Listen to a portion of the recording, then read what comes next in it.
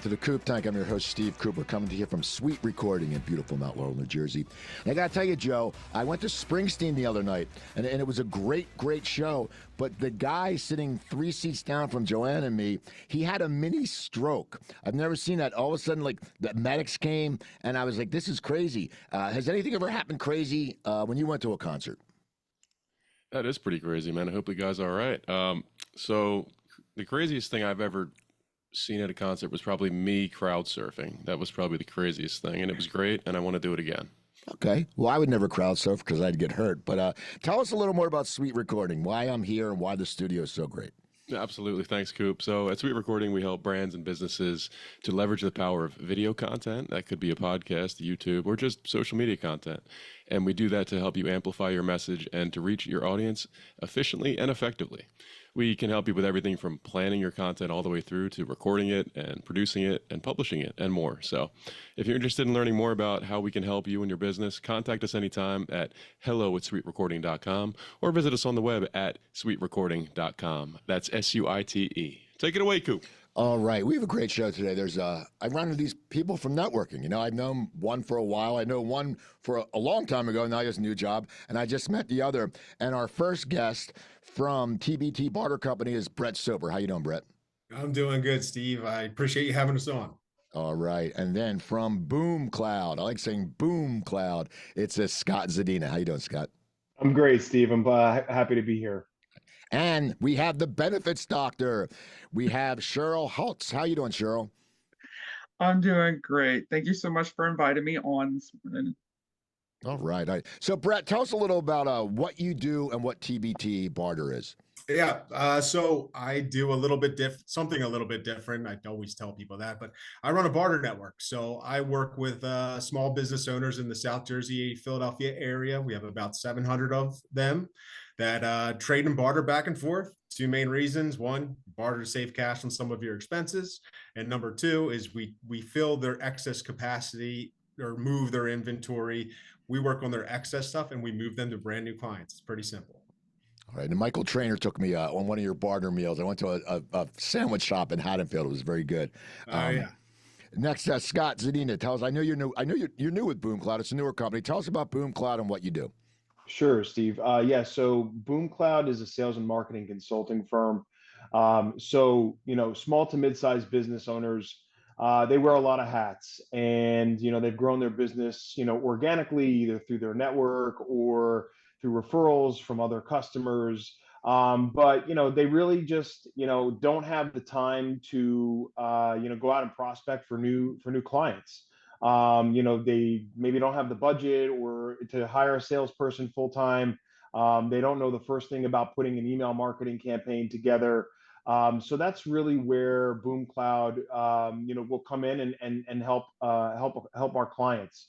Our founder, Tim Walters, he kind of recognized that there was a gap in that space a few years back and decided to open up his own firm and address it. And so what we do is we do an in-depth interview with our clients, understand who their ideal customer profile looks like, what they're trying to accomplish, and we put together a comprehensive plan to go out and do cold outreach to try to get the client more at bats to increase their sales. We're really here as a client advocate to try to help their business. Okay. How about you, Cheryl? What is the benefits doctor? What do you do? So I work with the group employee benefits. I help individuals in Medicare as well. My primary focus are groups from 2 people to 300. We customize and find the solutions that nobody else can find in the benefit space. So that's the health insurance and companies.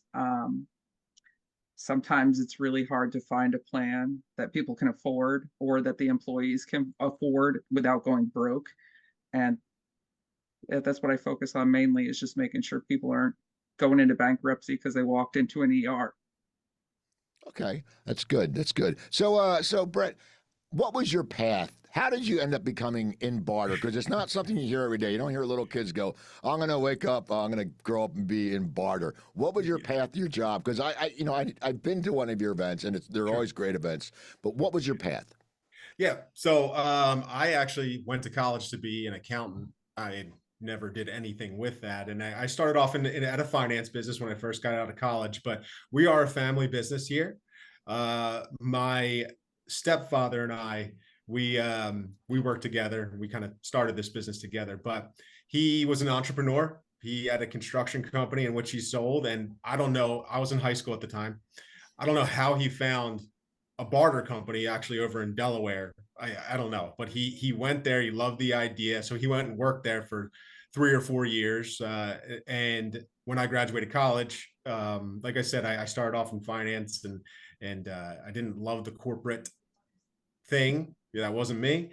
And he basically was like, "Why don't we start something in South Jersey? There's no barter companies in the area. There's not a lot of barter companies around in general, but basically I said, yeah, let's do it. Quit my job. And we started off no clients and started telling people about barter. And it was the hardest thing in the world when I'd walk into a client. I love the idea. It's great. Who else do you work with? And I'm like, well, you're going to be our first client. And they would say no. So finally, one guy gave us a chance. And then we've just been building ever since, up to about 700 businesses locally. And that's kind of how we got here. Okay, that's awesome. How about you, Scott? Tell me your path to BoomCloud. It's been a long, kind of strange trip to get to BoomCloud, but I'll try to keep it as concise as I can. So yeah, so I similarly to kind of Brett's story, I went to school and got my degree and wanted to be in communications and wanted to be a sports broadcaster. And then worked in TV for about a year, realized that it wasn't for me. I didn't want to move to Des Moines, Iowa, reporting on Bessie the cow giving birth or anything like that. So I switched careers and started working in the business world, and found my way into technology sales about 12 years ago, kind of by accident. My then girlfriend, now wife, introduced me to her uncle who worked for a fiber optics company. And he was like, what do you know about fiber optics? And I was like, absolutely nothing. And he's like, okay, great. We'll teach you. And so, I started selling wide area networks to K through 12 schools, parlayed that into a transition into the data center world, and then started working for managed services and cloud service providers over the last couple of years. And it's just, tech is great. There's a lot of, but there's also a lot of ups and downs. And so I had been laid off in November. My friend Tim, as I mentioned before, started this company called BoomCloud. He also is in the tech space. And he and I were talking about ways, I could come on board and help his organization as he was trying to grow BoomCloud out. And so we're trying to find a way for me to, come on board and have him to be able to afford to pay me so I could pay my mortgage and stuff. And so the best way to do that was for me to bring on a client. And in parallel to that, I was actually having conversations with another tech firm. They were interested in having me kind of run their sales. And I kind of parlayed that into kind of flipping the conversation because it just wasn't going to work for me to work for them full time. But I kind of flipped the conversation and pitched them the idea on BoomCloud, and having still kind of have me as an extension of their sales, but I would be working through a third-party consulting company. And so they were open to the idea, and we had a few meetings, and they signed on to be our highest paying client. So that we added a client, and I got a job, and so I've been here for about 6 months now. So things are going really well. We have about 30 clients that we're servicing, and we've got a few more starting this month. So things are really pointed in the right direction. Very cool. How about you, Cheryl? What was your path to being the benefits doctor? So I've always been in the medical healthcare field almost all my life. About a decade and a half ago, I worked for an insurance company. It was a third-party payer here in Pennsylvania, and I spent a decade with them trying to solve claims issues. And you can only give away so much information when you work for the insurance company. And I wasn't okay with that. And they were getting rid of my department for California. And I was like, you know what? I think I'm going to do what I can do on the other side of the fence now. So I've been doing this for 3 years now that I've been in this. Okay. So, we're on social media and we talk to people at events, and everyone's, they're always quick to say how much they love their job. Okay. And it's sometimes you can tell they do it, sometimes they don't. But asking that, Scott, we'll start with you. What do you love about your job? I think what I like the most is meeting new people and honestly, like helping clients. These clients come to us, they've, established their businesses, whether it's through their own hard work or they've inherited a family business and, they've plateaued and they need some assistance, they need help. And really what appealed to me and what appealed to working for BoomCloud was our ability to come in and help a client reach new heights and take their business to another level that they may have not reached before. So for me, that's the most rewarding thing, is when we're able to kind of deliver on that, and the client is really able to see their business take off from a revenue perspective from where they were when they first started with us. So I think that's what I enjoy the most. But I also, like I said, enjoy meeting people, enjoy having conversations with folks, getting to learn about them and their business. Okay. How about you, Cheryl? What do you love about your job? Because you're 3 years in and you've been in the industry for a while, so it's a change. But what do you love about this? I love the fact that I can explain things at a very low grade level and people actually understand how to then use their insurance appropriately, and that finding those little solutions for small business owners like 25 employees, finding something that saves them $5,000 a month. I really enjoy that. Okay. How about you, Brett? What do you love about the TBT Barter? I love I love the fact that, our business, again, it's a little bit different and everything like that, but in all reality, kind of the same thing. I love meeting the new people. We get new clients all the time, and a lot of them are pretty cool. Some of them aren't, you don't get me wrong, but being able to come in and help a small business that, hey, it's tough out there. They might not be able to afford a new website, or they might not be able to afford something that they need for their business. And we can come in and really help them out and offsetting that expense on a barter basis. So it's really fulfilling when you get that. That's really helpful. I really appreciate you doing that for us. We don't get that all the time. Don't get me wrong, but it's really, fulfilling in that sense. And then, what I really like is, we're growing something of our own here. We're with 0 clients. We're getting up to 700, and we're still just scratching the surface. We want to grow this thing, and that's something that I always look forward to when I wake up in the morning is like, let's get going. Let's grow this thing. Let's get bigger. Let's get better. So that's what I really love about doing this job. So y'all like your jobs. That's good. And but you all seem very happy. The thing is, though, sometimes, no one does communication about what they don't like about their job. I always say it's the same thing. Like people, I always think that people want to fake it till they make it sometimes. And if they just ask for help, people will be gladly to give you help because it's your network. They'd be like, oh, you know what? If someone goes, man, I can't get any leads. I can't. Well, I know people. But that being said, we'll start with you, Cheryl. What don't you like about your job? Because it can't be all bells and whistles. There's got to be some shit going on. I mean, what don't you like about your job? The carriers. But we all hate the carriers. If it day to day, I think when I started out, everybody hates the cold calling. Insurance, it's really hard to start out and not do cold calling. And I think I maxed my time out on that with 3 months. And I was like, no, this is not working for me. And I think, as you well know, I'm everywhere. So I network, I don't know, like a beast. And I've just learned that it's easier, and I like that more, as opposed to being that person on the phone call, calling someone going, hey, can I help you today? Nobody wants that. Okay. How about you, Brett? What do you not like about BTBD? You know what? It's kind of a loaded question because I don't want to call anybody out, but I deal with people, and most of the time, everything's great. People are great. We have some really cool people that I've become friends with. We've been dealing with for years. You know what I mean? But let's face it, it's not always cool. Let's put it that way. So, dealing with people and dealing with the difficult situations it gets to you. You know, we're all entrepreneurs here. It's our own business, and you work hard and you try and do everything right. But every once in a while, you got that one person, you do everything right, but it's not good enough. And that is kind of the hard part. And you know, and again, we're entrepreneurs, and it kind of stabs you in the heart. You know what I mean? When you go, I did everything right, you know, and that's really the hard part, dealing with people. Everybody is different, and you kind of got to realize that. And some people are more difficult. Some people are very easy to deal with, you know, and you know, we've grown pretty big, so we've seen it all.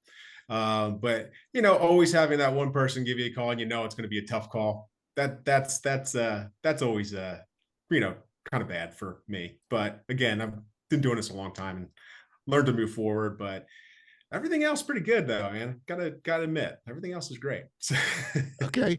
Oh, now, Scott, you're still in the honeymoon phase. So, you know, it's anything, you know, it's 6 months, you know, it's like, oh, yeah, everything's great. But is there anything that bothers you? Because I don't want to get you in trouble with your bosses if you go, yeah, my boss is a fucking asshole. But I know, is there anything that, is there anything that you don't like about your job?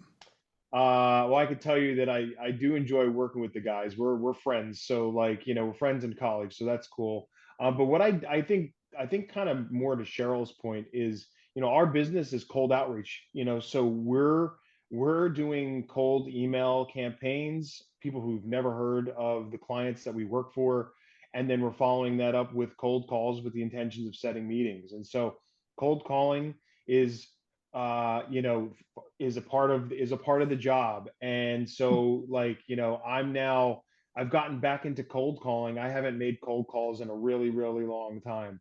And so that's, you know, for as comfortable as I am meeting people in person, I would say I'm equally as uncomfortable calling somebody out of the blue and trying to get interest with the intention of setting a meeting, believe it or not. And so it's very uncomfortable for me. So it's something that I've had to kind of like get back in the saddle and face the fear head on, and kind of say, you know, it's only a phone call. Like, you know, what's the worst they're going to do is hang up on me. And if they do, so what? It's on to the next call. You know, it's not really that big of a deal, but you have to grow some thick skin and deal with rejection a lot. So I think that's the hardest part of it for me. And then I think, like, you know, dealing with clients who maybe have unrealistic expectations or are impatient with the process of what cold outreach really is, because, you know, it takes, you know, anywhere they say it's the cliche, it takes anywhere from 8 to 12, you know, outreaches to get to somebody to make a sale in that type of a situation. So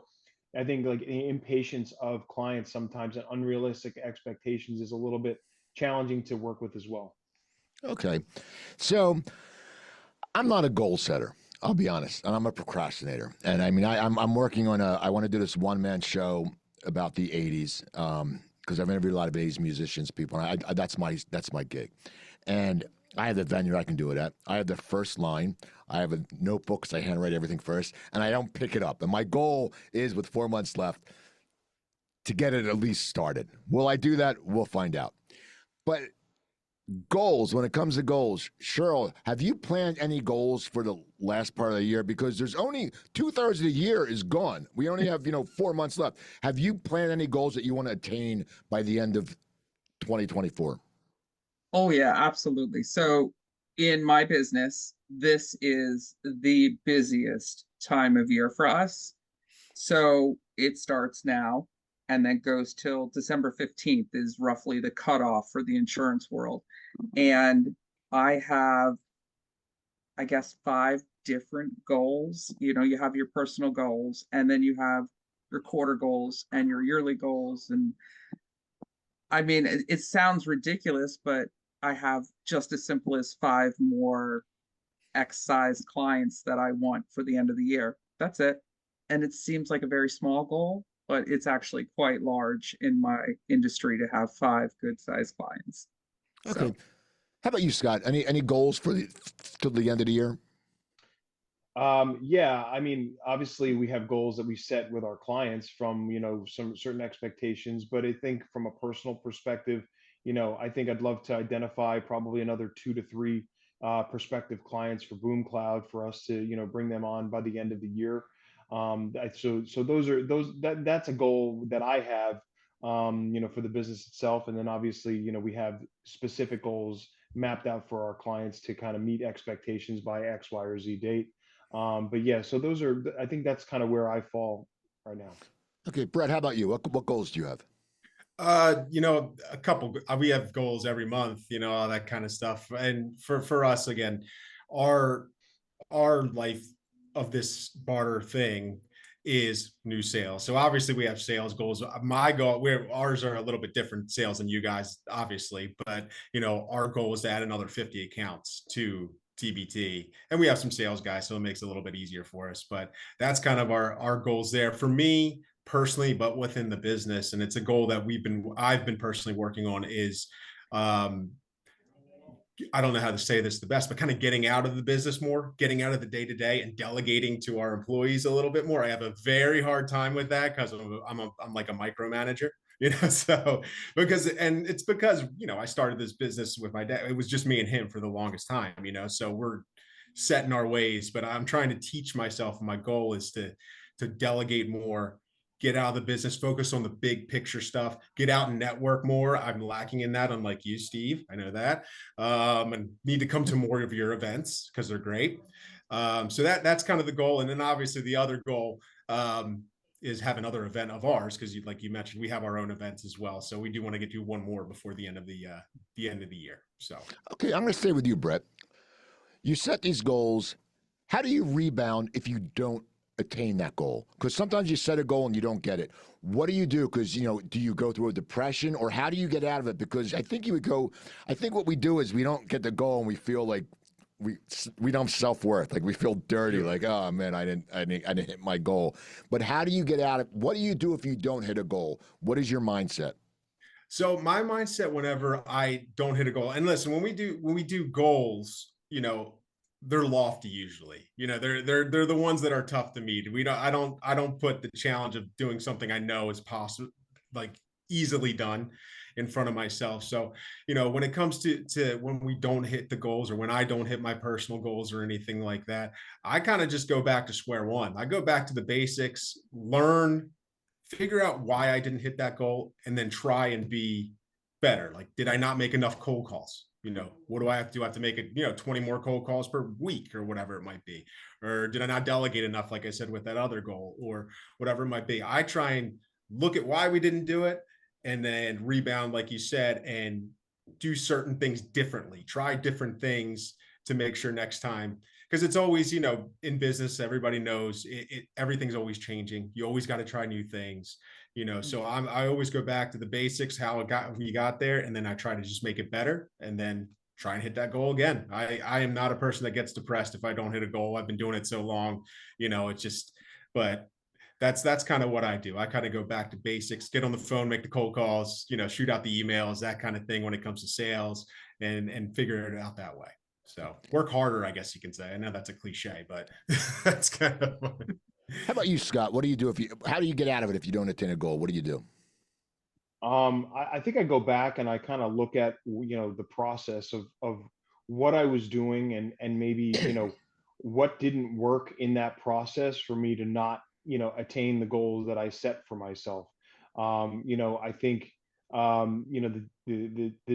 the definition of insanity is doing the same thing over and over again and expecting a different result. So if you're doing the wrong, if the process is wrong, or if there's a part of the process that isn't lining up with, where the end goal needs to be, then, having the ability to, to correct that, and maybe, like, amend your approach or your strategy, and make an adjustment. Because I think, if you're doing something that isn't working, on a consistent basis, then you're going to consistently not hit that goal. So I think, having the ability to kind of self-evaluate, and then self-correct, and try things differently, and hopefully that approach works, or keep adjusting until you find the approach that works to attain those goals. So I think it's really learning from the failures, and then, making adjustments where it's needed. Okay. How about you, Cheryl? Oh, goodness. So I have to look at the big picture when I don't hit a goal. So my goal this year is 5 more rather larger size clients. But what did I meet for that period of time? did I get 100 more individual clients? And did I only hit 4 of the groups that I wanted? I have to give myself a little bit more grace because in my world, it fluctuates so much between the changes in the healthcare and the changes of the premium and different packages that need to be looked at. There's a lot of things. So I give myself a little bit more grace than I think most other people do, like in finance or big corporate America. If they don't hit one goal, it's kind of like the end all for them. For me, there's still some fluctuation that I can find in what I'm already doing. But then I do kind of course correct, like he said, and was there something else I could have addressed to get that goal? So I guess, but I don't go into a deep depression. That's not a thing for me. I'm way too happy to do that. Okay. Well, here's a question. As I said, I'll go back to social media. It seems everyone has they have no problem telling you what's great about them. Like they're an expert. They're like, oh, I'm the best this, and there's a time for that. I always say, if you are great at it and you say you're great at it and you can deliver, it's not bragging, it's the truth. That being said, for me, something I like about myself, people tell me I'm positive, but then my wife sits me at home and she's like, you're the get off the lawn type guy. I'm bitching at Gus the Groundhog on TV. I'm bitching at people on commercials. I'm like, I can't take these assholes. But that's the thing, but I try to be positive. Scott, what's something about you that you think you like about yourself that you're glad you have that characteristic? I would say my ability to connect with people, my ability to find a common thread and common ground with somebody who I may not have a lot in common with, but you listen and you try to pick up on things to establish some sort of connection. And again, like I said, it might be somebody who there's not a lot in common with, but they say one little thing that maybe I can think back to and kind of find it relatable to them, and kind of use that as a jumping off point to kind of build rapport with people. So I think that's really something that I've been successful with throughout my life and career. Okay. How about you, Cheryl? What's something that you like about yourself? What's a characteristic you say, I'm glad I have this characteristic? I do make friends very easily, but I think I like the fact that I'm able to connect people with other people. I can see the spiderweb connections. For instance, I'm gonna use Joe because he's in the background over there. I'm able to find a quality connection for Joe, and that's something that I can do. Or it's just easy for me. I guess they call it business development, but I'm not in business development. That's not my job. So I like that skill. You were hanging out with Joe at the tea party last night. I was, yeah. Chris Giddings called me, but I had a comedy show, and I was like, I was bummed because I wanted to go over to a tea party. Anyway, it would have been fun. Hey, Coop. Yeah. I can vouch for Cheryl's skills as a connector. She's great at that, and she's always a great presence in the room, too. So thank you, Cheryl. And you must be good because Joe never cuts in on the show. That's amazing. Joe's coming out of his show. Joe's going to have to be on the show next time. Look at that. Yes. Brett, something about you that you like. And you can say, oh, my God, I'm great. It's fine. It's a safe place. Something that you like about yourself. Other tin the fact that I am chiseled like a Greek god. I know you guys probably haven't seen me in person. It would be better if you saw. I'm not. So just so you know. But I kind of think what Scott said is kind of the same thing for me. I can walk into a room. I can speak to anybody. I'm not really scared to walk into a room and talk to somebody, learn about what they do, learn about their business, and connect with them. That's kind of what I think that I'm pretty good at. I don't know if it's a skill, but something that I've learned over time. Being able to connect with people, speak to them, just like people. That's what we are. When we're going to a networking group, it's not about getting that business. It's more about connecting, seeing who they know and learning more about them, seeing how you can help them as well. So I think, being able to just to speak to people like a normal person. I know that sounds so simple, but sometimes it's not for some people, and I think that I'm pretty good at that. So Okay, so we found something you are all good at. What is something you need to improve on? Like me, like I mentioned earlier, I need to improve on my procrastination. And I've said that every episode of this show. And you know what? I haven't done anything about it. I still procrastinate. I mean, I get my guests. Like, even with my show, I'm like, I used to like book it 3 weeks in advance. Now I'm like, oh man, I have no guests for next week. Oh, I'll get to them. But Brett, we'll stay with you. What is something that you can improve on that is something that it's not one of your strengths and you can improve it, but you really haven't? Well, I hate to piggyback off you, but I am the ultimate procrastinator. I wait to the last minute. I get everything done. Don't get me wrong. I don't want to. I gotta make sure everything is done, just like you with guests on the show and everything like that. But I am somebody that does kind of wait to the last minute. My wife absolutely hates it and usually if I plan something too, it's last minute and I don't tell her, and then she yells at me, and it's a whole thing. But that is definitely something that I could work on myself. And the big thing I mentioned it earlier, being out there and networking and getting out there, I want to do more of it, but I always procrastinate. I end up in the office or I have 2 little kids at home too, so I always fight that I want to get home to see my 2 and 4-year-old. Clark and Finn, I know you're not going to listen to this, but maybe you will one day. So, hey, what's up, guys? But definitely, like you said, again, I'm piggybacking off of you here, but yeah, that's definitely something I need to work on. Just get stuff done right away and be done with it instead of waiting. And then there's a panic and everybody yells at me. So, Okay. All right. How about you, Scott? What's something you can improve on? Well, I'm not going to just say procrastination, but I am a procrastinator to an extent. I would say that just like I think a little bit of self-doubt and maybe some putting myself down, some a little bit of lack of positivity. I think sometimes I tend to dwell on the negative and let it affect me a little bit. And so I think I need to improve on that in that area. I give credit to my wife because she puts up with that crap, and she does a really good job of trying to rebuild and look at the positive and take the positive out of things, whereas sometimes I can tend to dwell on the negative. So that's definitely an area that I think that I could improve on a little bit, and I'm working on it. So it's a process. Okay. How about you, Cheryl? Oh goodness. What can I improve on? I could probably not be so brutally honest all the time.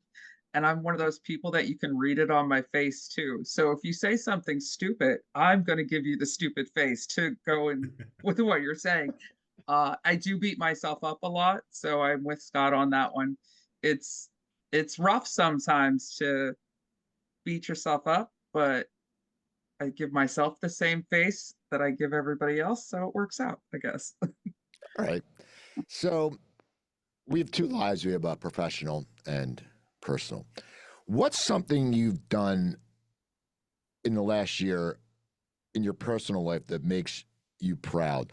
Like me, I was noticing I was going to networking events, or I was at an event with my wife. My wife's very petite, and I was looking like a hog. I was too heavy. I was like, oh my God, my shirts. I was like, I can't deal with that. So I did something about it. I said, I'm going to go to the gym, and for the last 6 months, I make sure I get a certain amount of steps and my miles each week, and I've lost 17 pounds. Okay, it's something that I was always 165 my whole life. All of a sudden, I got on the scale, I'm 188. I go, oh my God. So I'm getting down, but I'm thinking, So that was something I'm proud of. And we share, a lot of people don't share their personal lives. But Scott, what's something in your personal life that you've done in this year, in 2024, that you're proud of? Yeah, I'd say that getting some sort of a physical routine again was something that was lacking for me last year. Getting back into some sort of some sort of shape was something that I was definitely was a goal of mine. And so I've been pretty consistent with getting into my workout room and He froze.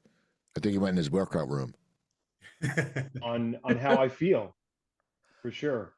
Okay, you froze for a little bit. You see, we Oh, lost you when you said workout room, but just oh, I'm sorry. that's not your Well, fault. So you're going in yeah. there and you're working out. Yeah, no, going in there, working out, and just staying committed to, some sort of physical routine, whether that's, getting up and walking a couple miles with my dogs in the morning, or, getting a workout in, is something that's, I've been a lot more consistent with this year, and it makes a big difference, and I feel a lot better. Okay. How about you, Cheryl? What's something that you're proud of in your personal life? So I guess you guys didn't know it. I was in a pretty bad car accident last year. So I have a neck and a back injury. You'd probably never know it to see me, but I'm in pretty bad pain most of the time. But I was really proud of the fact that I'm a huge gardener and I love to garden, and I had a veggie garden and it kind of went to shit because I couldn't do anything. And my family helped me get 7-foot weeds torn out in this past month. And we took our time and they worked with me and dealt with my bullshit of yelling at them because it's my garden. And they're like, why do I have to garden? I don't like gardening. I'm like, because you love me. And that's what love is. So the blood, sweat, and tears that went into pulling those weeds, I'm proud of that I was able to get down and do some of that That's and awesome. clean it up. What are you growing? Right now we have put the cloth down and it is just getting mulched until next year to keep the weeds away, so I don't have to worry about 7-foot weeds again next year. But I do blueberries, I do strawberries, I do zucchini, I do pumpkins, I do onions, we do peppers, tomatoes, and I feel like I'm missing something on that Okay, list. so next year at a Cocktails of Cooper, I want a basket of all of them because Jeff Shank is bringing me back smoked salmon from when he fly fishes. So I'm going to keep you that. I want a basket of vegetables, assorted vegetables, because I love to cook. Well, So I gotta let you know though, Steve, like one of my zucchinis would fit into a basket because we use mushroom that's fine. soil. There you So go. they are huge. All right. Well, then that's good. I'll stuff it. It'll be great. Brett, something you're proud of. Yeah, yeah. Before that, if you ever need just a little, heads up, if you ever need any motivation to work out, I don't know if you've read this book before, but my wife yells at me all the time because I tell everybody about it. But David Goggins Can't Hurt Me. Have you ever heard of that?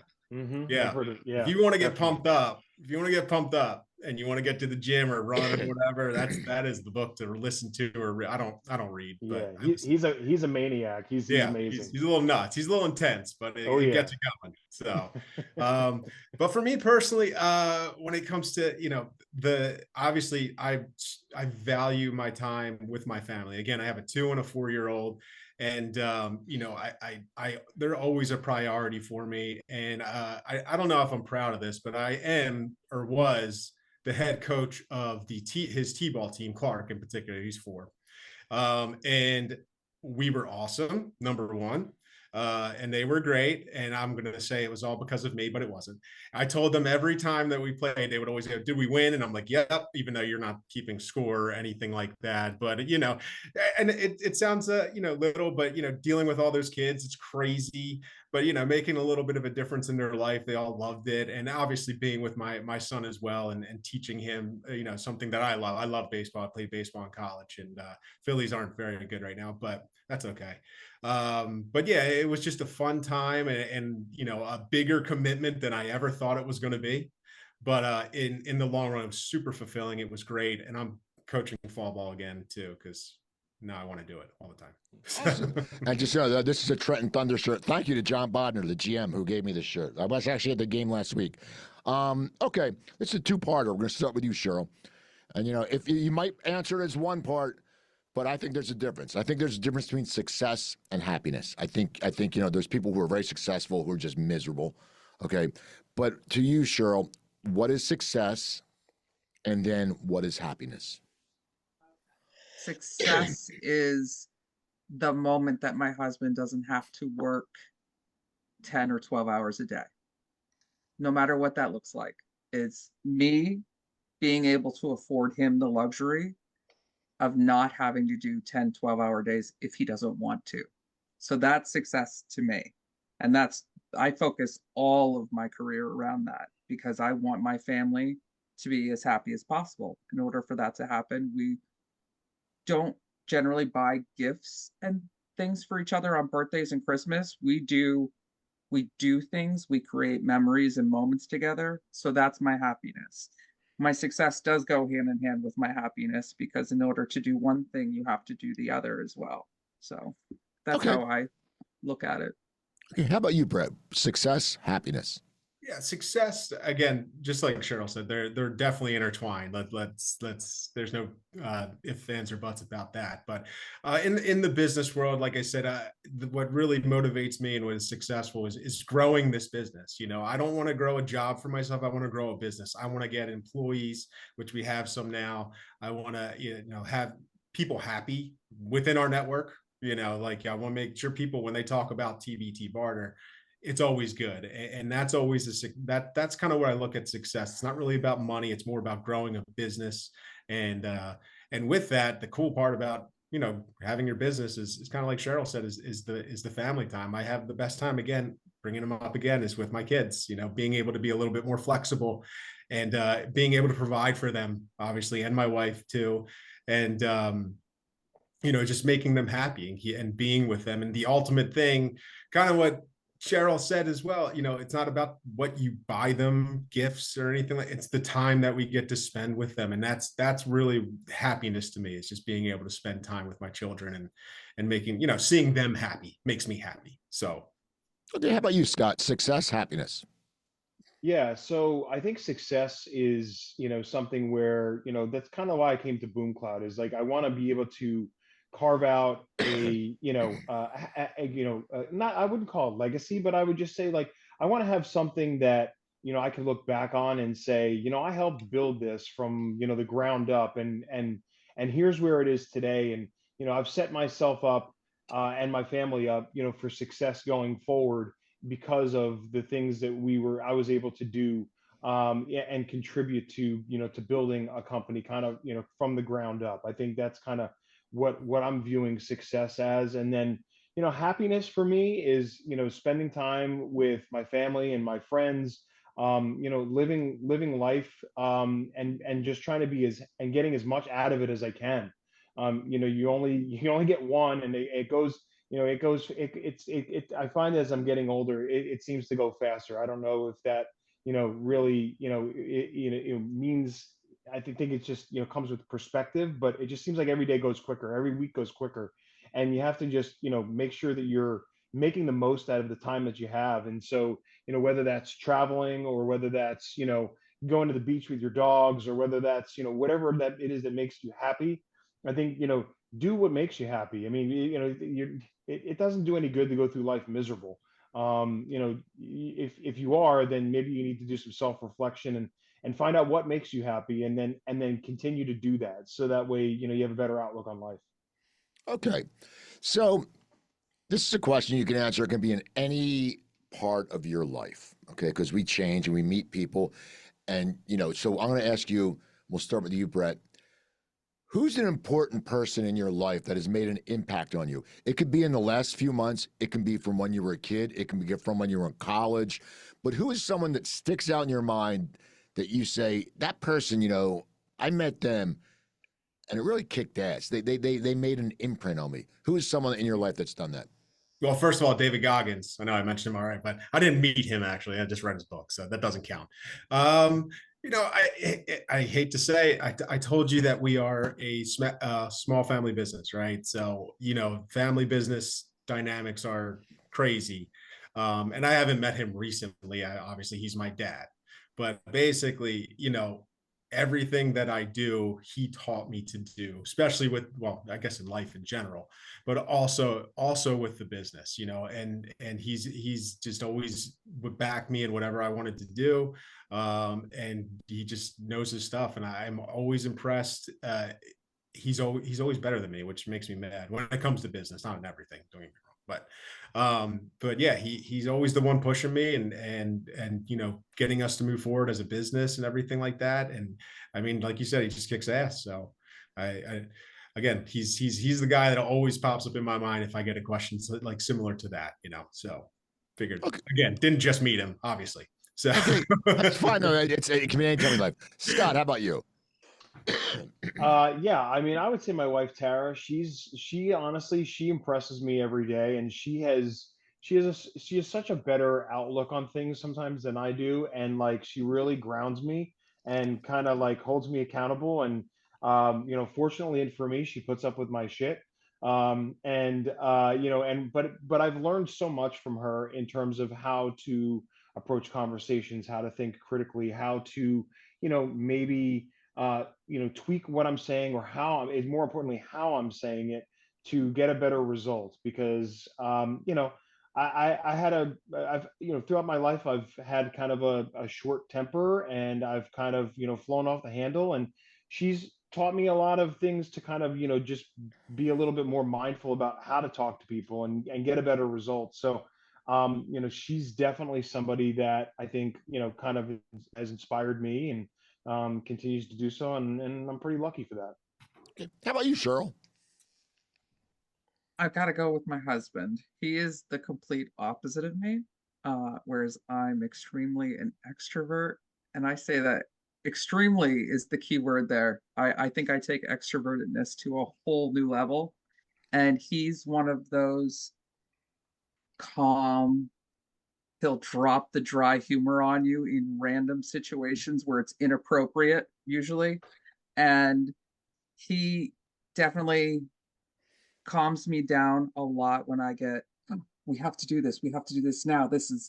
He's just like, we're on time. It's okay." So it's my husband, and he's always the one that I talk to when something's going on. He's my best friend. So yeah.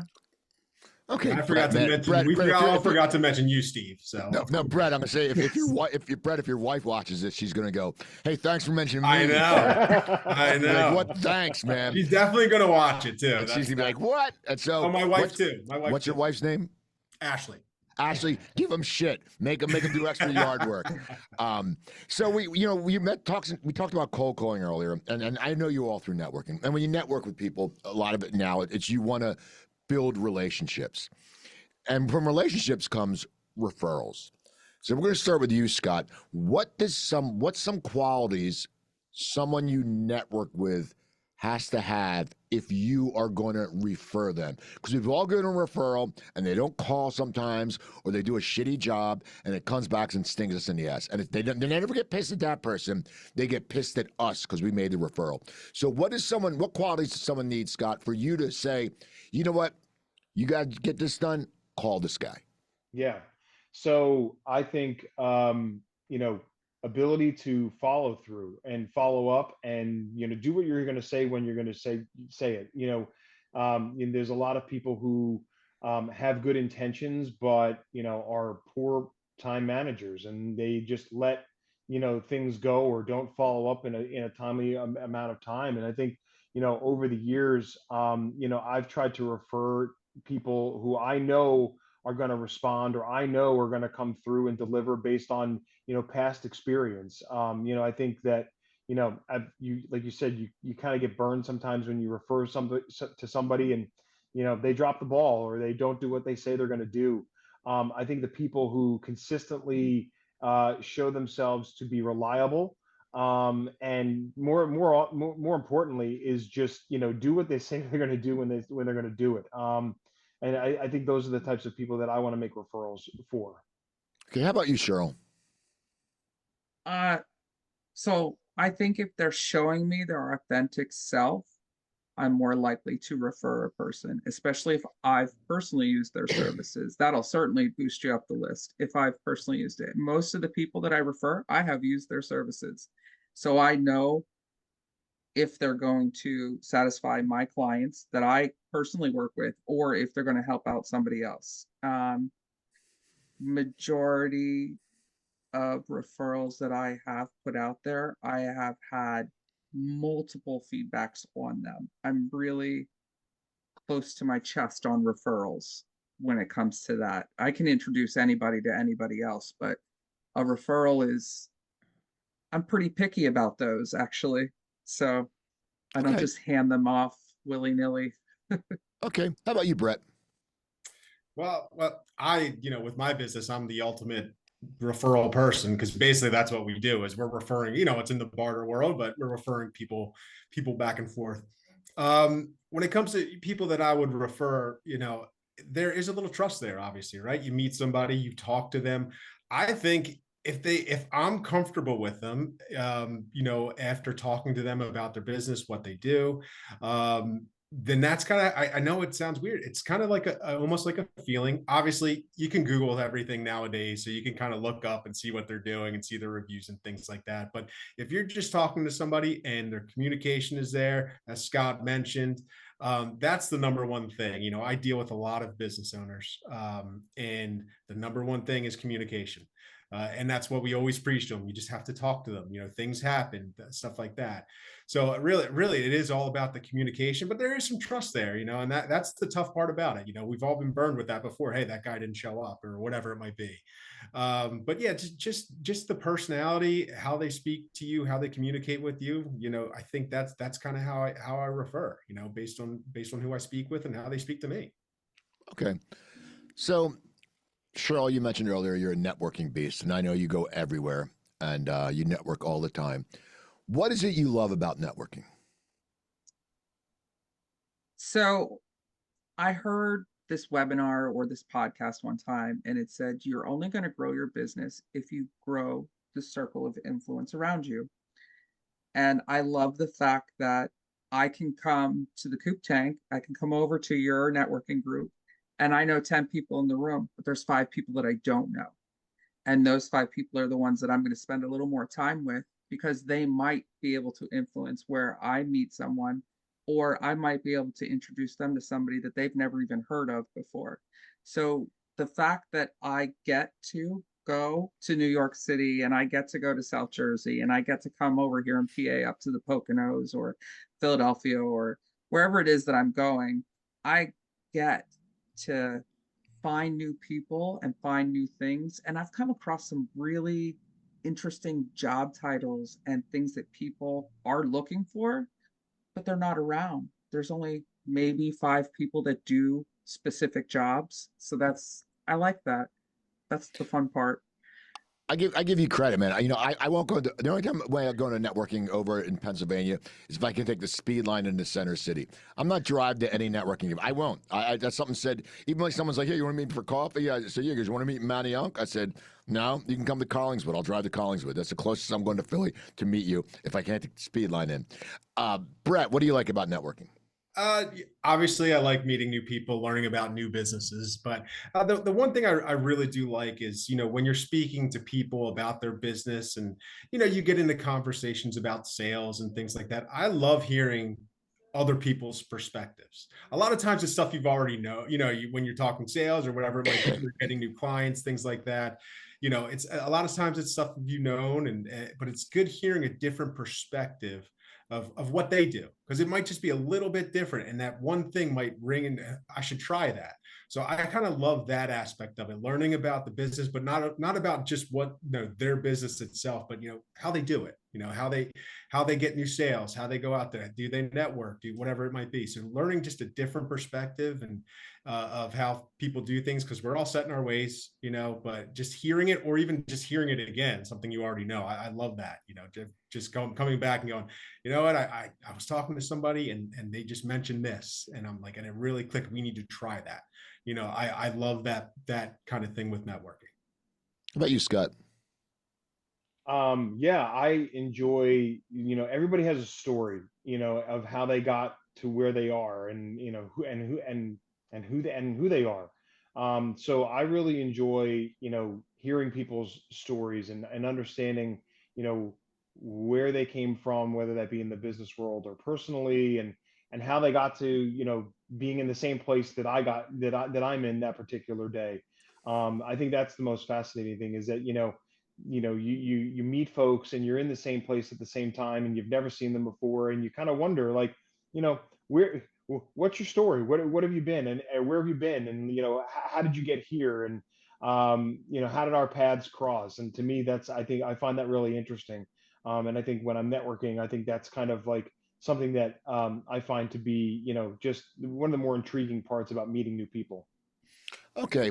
Now this one, I brought this up before, and it really impacted me the other night. It's about, when you go on LinkedIn and there's terms people use. Okay.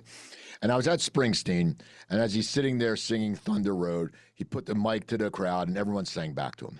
Okay. That's a rock star.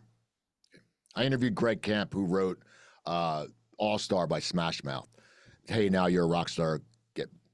They were rock stars. But on LinkedIn, people just use the term rock star. Okay, now, a doctor, I'm not going to call you Dr. Scott, right? Because you're not a doctor. Cheryl, I'm not going to call you Attorney Cheryl because you're not an attorney. But people just automatically give this term rock star out. And it pisses me off because I know rock stars I've interviewed. But what's a term, and we'll go with you, Scott, is there any term that just irritates you on LinkedIn or in the business world?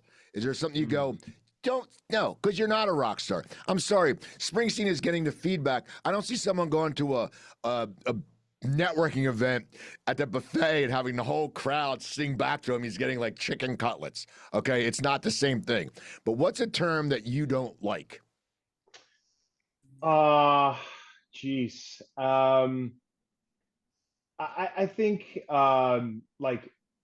like maybe superstar. I mean, like everyone talks about them being the superstar or this, that, and the other thing. Like I just feel like some people create personas on social media, and it's just not authentic. I think, like, because there's people that I know personally, and I know who they are, and they say that they're a superstar of this or or that, and they're kind of self-promoting themselves, but I know them on a personal level, and nothing really about them is a superstar. So to me, like, they're full of shit.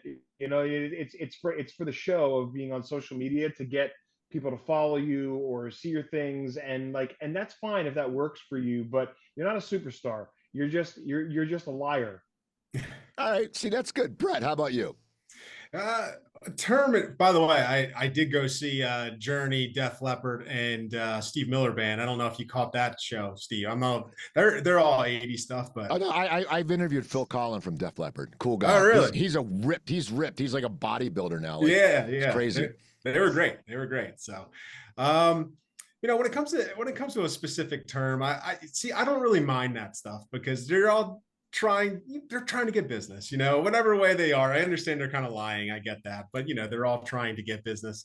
But the thing that, when it comes to social media and things like that, the thing that bothers me most is all those videos that you get of make $1 million in like a minute. All you have to do is follow these things, and it's just not true. Every business out there, I don't care who it is, it's hard work. It's not overnight, and not the guy driving the Mercedes, or whatever, it's not something that he succeeded overnight. So I hate when they put that kind of stuff out there, when it's like, oh, just do this and you're going to make a bunch of money. It's like, no, you got to put in the work. And I just think it's misleading. And, again, there's no such thing as an overnight success. So, that kind of bothers me a little bit, but. Okay. How about you, Cheryl? So I'm kind of on the sense where Brent's at. I don't have a specific term, but I'm from the generation that you don't get a participation trophy. You either do it or you don't do it. And I'm not going to give you a clap or a slap on the back because you didn't do something, but you tried to do something. Second place is not the winner. So okay. Well, I agree with you when they say award winning, but it's like they won a spelling bee in like 3rd grade. It's like, that's not really, like, you can't brag about that in your business accolades. So, final question of the day, I always end with this, is someone comes up to you. They can be at any point in their life. They can be restarting. They can get out of college. They can get out of high school. They can get out of trade school. But they want to know, they want to come to you as like you're a mentor, and they want advice on how to make this stuff work, how to make business or life work. Brett, what advice do you give to someone who comes up to you and they see you and they respect you and they go, what do I do to achieve something special? What do you tell them? To be honest with you, what I would tell, I'm going to come at it more of as a business sense, as an entrepreneurial sense. I'm not sure if that's how you wanted to frame the question. That's fine. It's fine. Oh, yeah. So, number one, don't overthink it. Obviously, if you want to start a business or do something on your own or whatever it might be, have a plan. Don't get me wrong, but you don't have to overthink it. I mean, you just got to jump in and go and start doing. Again, everybody hates them doing the cold calls and stopping in, but don't let the little particular little tiny thing stop you from doing what you think would be something good or something great. And the other advice, this is just kind of advice I would give, and it's a little bit on the negative side. And we talked about this earlier a little bit, but especially when you're in business or you're in sales or whatever it might be, you can't please everybody.